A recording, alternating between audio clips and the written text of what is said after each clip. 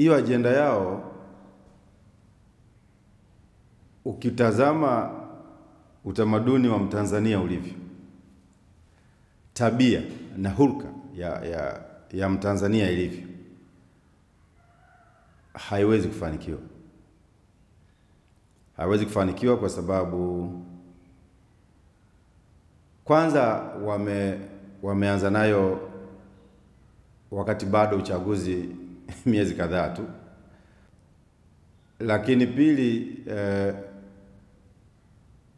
Watanzania walio wengi hawajaielewa, wakiwemo hata wao viongozi wa Chadema baadhi na hata wanachama wao, lakini pia Watanzania walio wengi hawajaielewa. Kwa hiyo unavyosema kwamba kusipofanyika mabadiliko ya kimfumo watazuia uchaguzi, sidhani kama watafanikiwa. Na mimi naamini hawatafanikiwa. Hawezi kufanikiwa kwa sababu ya huruka na utamaduni wa Watanzania. Labda nikurejeshe nyuma, wanazungumzia sana kuhusiana na hali ya uchaguzi, tume huru na taasisi zake wanavyofanya kazi. Chadema waliwahi kuwa na wabunge karibu 100. Kwa tume hii waliingia bungeni, na hata hiyo kamati kuu yao iliyokuwa chini ya Mbowe na sasa ambayo iko chini ya Lissu wamekaa bungeni miaka mingi sana. Ni ajenda ambayo mimi nadhani labda wamejua kwamba hawawezi kufanya vizuri kwenye ngazi ya urais na kwenye ngazi ya ubunge. Lakini mimi kwa mtazamo wangu na kwa ushauri wangu, wangeachana na hiyo ajenda, wangeingiza timu uwanjani, ili anayetaka kugombea ubunge agombee, kama kuna mambo ya urais wagombee, na udiwani watu wagombee kwa namna hiyo. Lakini kusema kwamba tutazuia uchaguzi ni kama kutokuwa na mabadiliko, mimi sidhani kama Watanzania wana tabia hizo. Sidhani. Tabia hizo labda ziko Kenya huko na mataifa mengine, lakini kwa Tanzania sidhani kama wanaweza wakafanikiwa kwa hili. Sidhani, kwa sababu Watanzania wengi wana tabia zao tu tofauti na mtu yoyote duniani, na kwenda kumlazimisha akazuia uchaguzi au aingie barabarani azuie uchaguzi ni jambo ambalo halipo wala halitowezekana. Nazungumzia huruka, utamaduni na tabia zetu sisi Watanzania tulivyo. Ukitaka kujua hilo, walikuwa wanahamasisha watu wasiende kujiandikisha kwenye daftari la wapiga kura, lakini watu wanaendelea na kazi kama kawaida kujiandikisha kwenye daftari la wapiga kura na mambo yote yanaendelea. Kwa hiyo wangejifunza tu hata kwenye uandikishaji hapa. Wamehamasisha watu wasiende, lakini watu wanakwenda.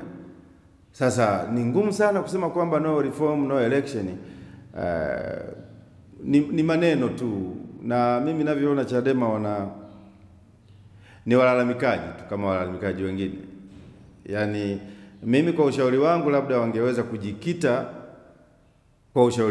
wangeweza kujikita kwenye kusaidia wananchi kwenye mambo labda mfumuko wa bei, wazungumzie labda labda bei za mchele, bei za vitu, labda wangeweza kujikita huko, waishauri serikali iweze kupambana na kuhangaika kwa kila hali, waweze kushusha bei za vitu, kwa maana ya maybe mafuta ya petroli, kwa sababu mafuta haya yakipanda maana kila kitu kinapanda. Labda wangejikita huko kwenye kudili na vitu ambavyo vina akisi watu katika maisha yao moja kwa moja. Lakini haya ya kwamba no reform, no election haitowasaidia chochote, na haina afya wala haina tija kwa Watanzania. Sidhani kama itawasaidia, kwa sababu Watanzania wana matatizo mengi sana yanayowakabili.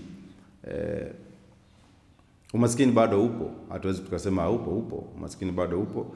Kwa hiyo wangejaribu kuishauri serikali iweze kuangalia namna ambavyo inaweza kupunguza umaskini kwa Watanzania.